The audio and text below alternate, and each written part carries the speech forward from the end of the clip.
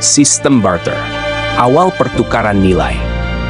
Sebelum uang ditemukan, manusia telah menemukan cara untuk memenuhi kebutuhan mereka melalui sistem barter, pertukaran langsung barang dengan barang tanpa perantara apapun. Barter menjadi fondasi awal dalam pertukaran nilai di berbagai peradaban kuno, dari Mesopotamia hingga Mesir kuno.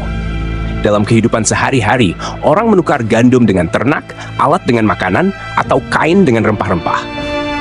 Namun, sistem ini jauh dari sempurna. Salah satu kelemahan terbesarnya adalah apa yang disebut sebagai kecocokan ganda keinginan. Artinya, dua pihak yang ingin bertukar harus sama-sama memiliki barang yang dibutuhkan satu sama lain pada saat yang sama. Misalnya, seorang petani yang memiliki kelebihan gandum dan membutuhkan tembikar harus menemukan pembuat tembikar yang kebetulan sedang membutuhkan gandum.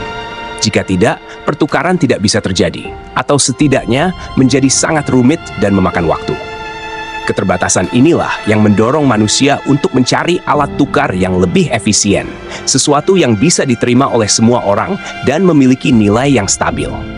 Maka, muncullah konsep uang komoditas, barang-barang yang memiliki nilai intrinsik dan digunakan secara luas dalam perdagangan. Beberapa contoh uang komoditas yang pernah digunakan antara lain: garam, yang sangat berharga di masa lalu karena digunakan untuk mengawetkan makanan. Ternak, seperti sapi dan kambing yang dianggap sebagai simbol kekayaan dan sumber kehidupan. Kerang dan logam mulia yang langka dan indah, serta mudah dibawa. Barang-barang ini berfungsi sebagai satuan nilai yang diterima secara umum, sehingga memperlancar transaksi antar individu dan memperluas perdagangan antar masyarakat.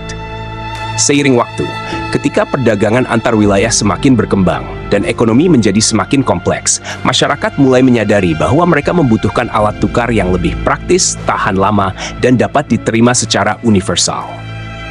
Inilah yang akhirnya mengarah pada lahirnya uang. Sebuah inovasi yang menjadi titik balik penting dalam sejarah ekonomi umat manusia.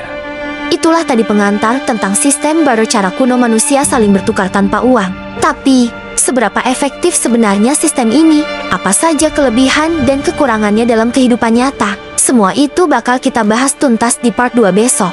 Jadi, jangan lupa like, komentar, dan subscribe biar kamu nggak ketinggalan kelanjutannya. Sampai jumpa di video selanjutnya.